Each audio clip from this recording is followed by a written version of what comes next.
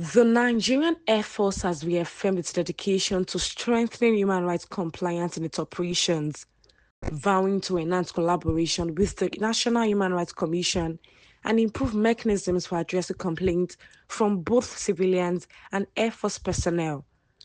Speaking during a recent courtesy visit to the NHRC headquarters, the Chief of Military Operations of the Nigerian Air Force, Air Vice Marshal Edward Gapquet, highlighted the significant progress the Air Force has made in reforming its procedures, enhancing accountability structures, and fostering a culture that respects the rights of all citizens.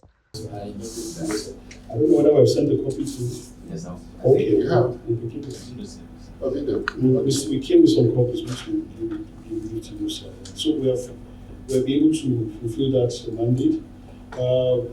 We have also continued to expand frontiers of collaboration with institutions that have things in common with us. Of course, we are one of them. Today we were at NAPTIP. Tomorrow we'll go to the Department of Public Prosecution and all of that to make sure that issues that have to do with rights of our civilian populace, and in fact the rights of our military personnel to are addressed objectively. And what also concerns us is government to government agencies, bringing out issues that can be amicably resolved in-house. Because if you notice during the introduction, we have the Nigerian Air Force Ombudsman, we have the Director of Legal Service. Is he here? Yes, sir. Yes. Okay, yeah. So there are mechanisms within the Nigerian Air Force that can be used to address all sorts of issues. And addressing these issues are going to be unbiased and without favor or partiality or anything, because the Armed Forces Act is there.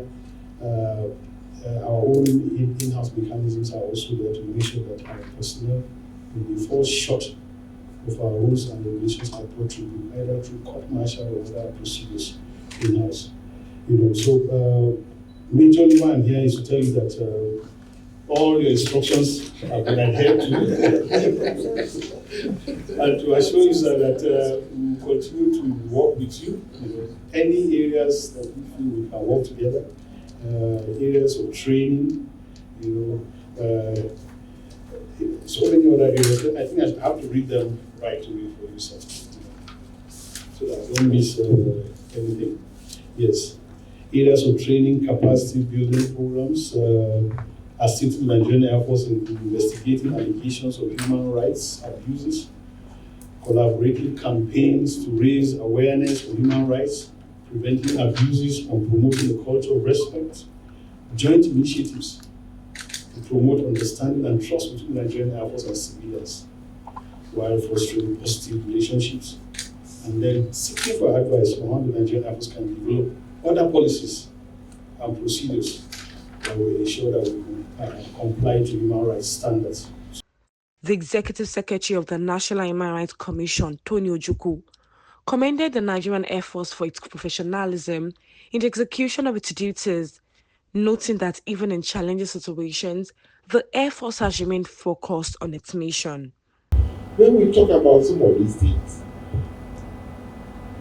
the civilians that suffer are our brothers and sisters as well. And they are not people from Cameroon. There's a saying in my village that don't throw stone into the marketplace. You don't know whether that day it is your grandmother, whether it is in the market. Yeah, because like now I come from Imo State, and let's say my assignment is in Adamawa, and I will go there and be doing recklessly behaving. I don't know, maybe that day maybe my senior brother flew into Adamawa for something else, and he will not be the victim.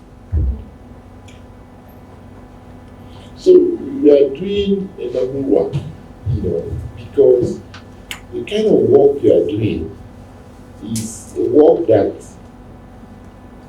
that's why you're professional. Professionalism means that despite the provocation, despite the situation you find yourself, you still remain sane and still take into considerations the things you need to take into consideration before you act.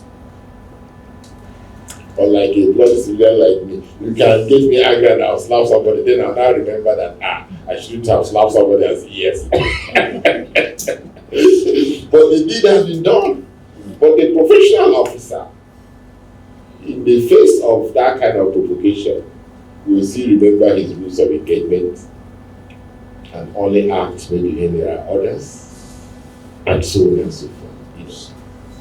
So we must commend you for the discipline you exhibit in doing your work and for the improvement, because we all know the problem.